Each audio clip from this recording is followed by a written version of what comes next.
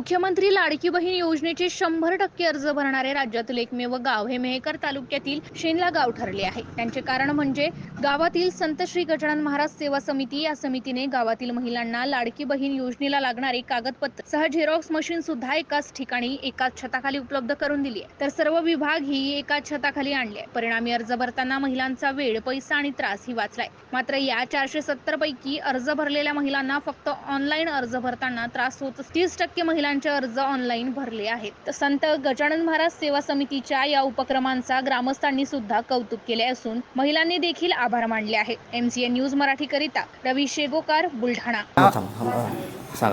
माझं नाव आशा केशवराव राहटे। लाडकी बहीण योजना त्याला गजानन महाराज संस्थांनी खूप मदत केली।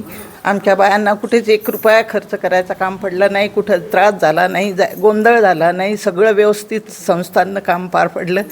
त्यामुळे मी गजानन महाराज संस्थांचे आभार मानते। लाडली बहीण योजनेच्या अंतर्गत तुम्ही शेंडा गावामध्ये असे कोणते उपक्रम राबवला ज्याला महिलांना त्रास झाला? जय गजानन, श्री गजानन। लाडली बहीण योजना ही जी शासनाने राबवली याबद्दल सर्वप्रथम मी मुख्यमंत्री साहेबांच्या या ठिकाणी आभार व्यक्त करतो। ही योजना ज्या दिवशी सुरू झाली त्या दिवशी समस्त महिला मंडळीमध्ये घाई गडबड आणि गोंधळ झालेला, म्हणून संस्थाने नेहमी तत्पर असतं सेवेसाठी। म्हणून आम्ही या ठिकाणी महिलांची कुठेही तारांबळ उडू नये किंवा त्यांना कोणताही त्रास होऊ नये, विनामूल्य सेवेसाठी ही सेवा या ठिकाणी राबवण्यात आली। यामध्ये जवळपास जे अर्ज आहेत, हमीपत्र आहे, त्यांना अर्ज आणि हमीपत्र हे या ठिकाणी मोफत दिलं गेलं। त्याचबरोबर काही टीम आणि सेवादारांच्या माध्यमातून हे अर्ज अतिशय चांगल्या प्रकारचे त्या ठिकाणी मोफत भरून दिले गेले आणि ऑनलाईनसुद्धा केले गेले।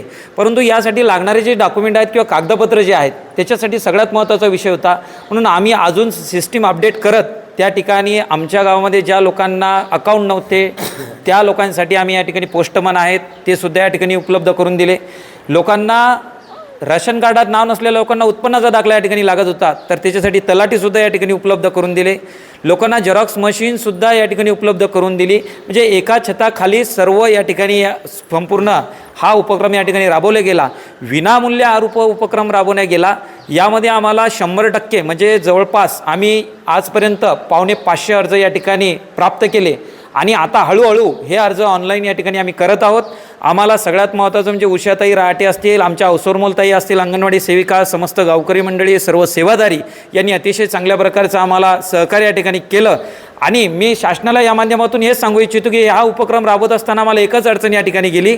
ती अडचण सगळ्यात महत्त्वाची होती की ऑनलाईन प्रोसेस अतिशय स्लो आहे, धीमी आहे। यासाठी आपण काहीतरी या ठिकाणी मुख्यमंत्री साहेबांनी काहीतरी करावं आणि ही प्रोसेस लवकरात लवकर या ठिकाणी अपडेट व्हावी अशी या माध्यमातून मी आपल्या शासनाला या ठिकाणी विनंती करतो।